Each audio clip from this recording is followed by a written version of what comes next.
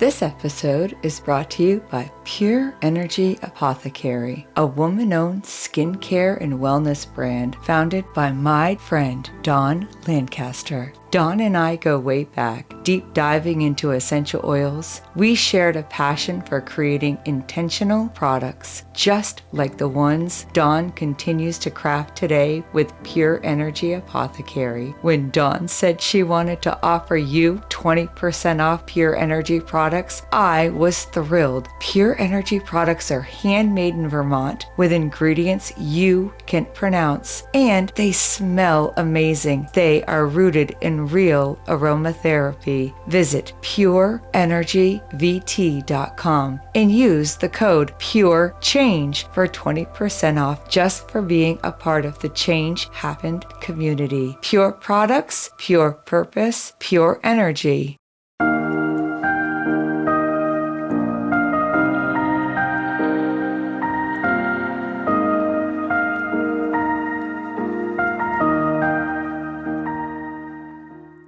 Welcome to Change Happened, Then What? Where in Season 2, you'll hear voices drawn here by one thing: change. Each episode brings you a story of hope, unpolished and unfiltered, where stories got messy, where people questioned everything, but also where they found a way forward. And maybe, just maybe, you'll find your own next steps in their words. Because when life breaks open, that's often when the most beautiful truths finally have room to grow. I'm your host, Heather Holt, and I am so happy to have you here today.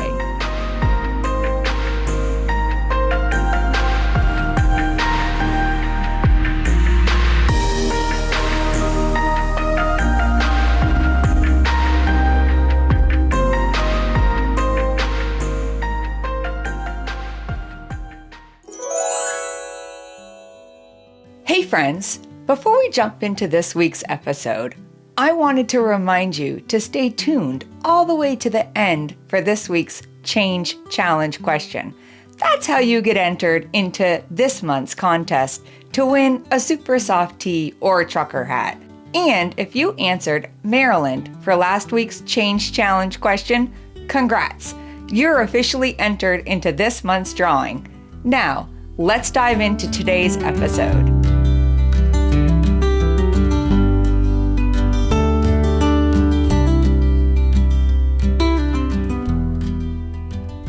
Not everyone has one dramatic moment where everything suddenly changes. Some stories don't open with a single lightning strike. They unfold slowly through years of doubt, years of being told you're not smart enough, not capable enough, not enough. For Ken, that began at a young age, always feeling like he didn't fit into a neat little box. But here's the truth. I don't feel like I fit into a neat little box either. And I'm guessing a lot of you listeners don't feel that way either. Today, I'm sharing the story of a little boy who was told he might never be able to read, who grew into a man with a love of learning, a passion for books, and the courage to write and publish a novel of his own. This episode is about persistence, identity, self-worth, and what becomes possible when you stop believing the limits other people try placing on you. Get ready to meet Ken. My mother got pregnant with me. She was dating my father. They decided to get married. She didn't like the situation. They started living together. And lo and behold, they didn't get along. My mother left. A year later, of course, she rushed into another marriage when I was 2. She was married to a pathological liar. So really the rock in my life were with my grandparents.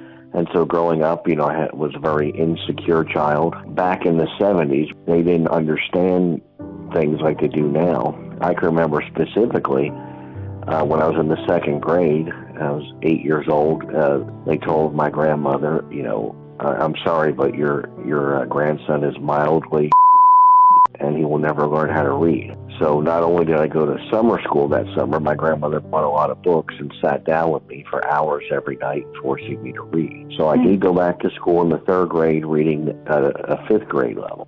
I've done the Meigs-Bryer testing in the past few years, and I am ISTJ. I believe I'm on the spectrum from autism. Other people, when I say it, they say definitely. That's a lot to unpack. But first, I'm going to say that you can assume the word they used to describe Ken. It's not a word that is used anymore and is actually quite offensive. So I felt it best to bleep it out. But imagine being 8 years old, hearing a label like that, and being told you might never be able to read. And yet, what Ken remembers most from that time isn't the cruelty, it's the gratitude. He talks about his grandparents with so much love and respect because they showed up for him in ways that truly changed the course of his life. That summer between second and third grade, his grandmother put books in his hands and gave him something powerful, a fighting chance at the world. Now, if you're unfamiliar with the Myers-Briggs personality test, it's simply a tool, something you can take to learn more about how you're wired. You already know who you are, but tests like this can help you understand why you do the things you do. Some companies even use them in hiring to see how someone might work within a team. So when Ken told me he's an ISTJ, something clicked for him. Suddenly, the way he sees the world, processes information, and organizes his life made sense in a way it never had before. I'm an ENFJ. It helped me understand why I can thrive in a crowd and connect deeply with people, but also why my quiet, grounded time at home is so sacred to me. And there's something interesting. Even though Ken and I are very different types, he leads with introversion and sensing. I lead with extroversion and intuition. We share the final letter J. That J stands for judging, but not the judgmental sense. It simply means we both love structure, closure, plans, and follow through. We both like to know what's coming. We both feel more peaceful when the world is organized, predictable, and grounded. Even though we take in information differently, we can recharge differently. There is a piece of our personality, wiring, that's the same. And it's why he's so loyal and steady. This will play a big role in Ken's life, sometimes to a fault. You see, the Myers-Briggs doesn't define who we are. It simply helps explain the map we're navigating. And for Ken, understanding his ESTJ wasn't about putting himself in a box. It was finally stepping out of one he never belonged in. So the problem was not my intelligence or my ability to learn. It was, I guess, my lack of concentration. I was an average student in high school, and I was always interested in the military. And I went to a junior college after high school and saw somebody there from high school, and he was in a military uniform. I walked over, I talked to him. He was in ROTC. I thought, wow, that'd be really neat when I'm going to basic training that summer. And I went to the University of Texas at Arlington, which is a satellite school from the University of Texas, not the main one. And I was commissioned military police, and I did that 14 years, and then I did my last 16 military intelligence. Poof! There you go. That's Ken's whole career wrapped up in a neat little bow. Well, not quite. There are a couple of things I haven't told you about Ken yet. Pieces of his backstory that make everything he's achieving even more extraordinary. Before he ever thought about writing a novel, before the idea of graduate school even crossed his mind, Ken was serving his country, working in military intelligence. He was deployed 4 times on combat tours, carrying the kind of weight, responsibility, and stress that most people never see and rarely understand. That kind of service takes a toll on your mind, your body, your sleep, on the very way you move through the world. But Ken did it with loyalty, grit, and the kind of strength that stays with you long after you come home. And while all of that was happening, he was also building a full civilian career. He worked for a prominent airline, a job that demands precision, discipline, and the attention to detail that fits an ISTJ perfectly to a T. So, picture this. Ken's in the military, he's working for an airline, he's carrying the weight of deployments and responsibility, and then he hits a moment where something in him shifts. And Ken thinks, I'm not done growing. And that decision changed everything for him. Give the gift of calm. Dear Sweet One lullabies are personalized, astrology-inspired stories set to soft, soothing music, each one handcrafted to bring peace and connection. Whether you're welcoming a new baby, searching for a meaningful gift, or simply craving a moment of stillness, these lullabies are a beautiful way to say you are loved. Visit changehappenedpodcast.com to order yours today. I went running with a friend. We talked about change and how change is good and how people have to make up their mind that they're going to change. And I just, after that run, I just decided, and I told him, okay, I'm gonna reinvent myself. And I don't know what it was, but something just clicked. I wanted to get a master's degree. Actually, I wanted to get a doctorate.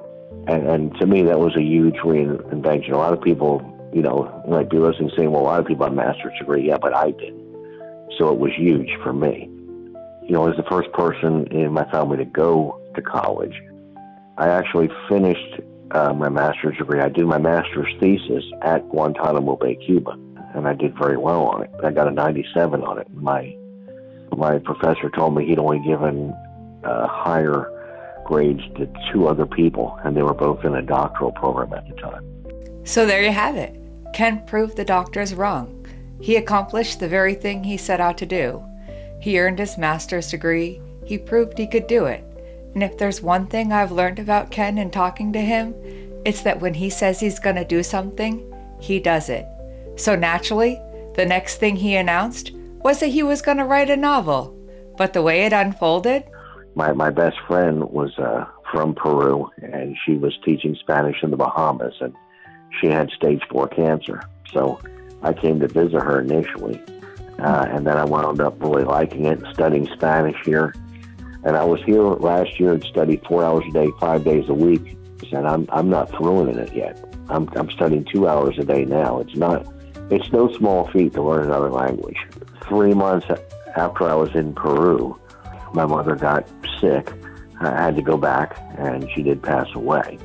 During that period, I was supposed to, go back for a contracting job. But I said, I'm liking what I'm doing here. I'm going to continue studying Spanish. One of my teachers is a published author, and he convinced me back in December of 2023 when I told him my goal of studying Spanish, getting a PhD, and writing a book. And so I started in December of 2023 writing the book. I'd go out to a coffee shop, so I'd be out in the fresh air and I could think better, and I really enjoyed the process. Ken and I talk for a while longer about life, about joy, about all the reasons he loves being in Peru, more than he ever felt rooted here in the United States. And honestly, it just makes sense.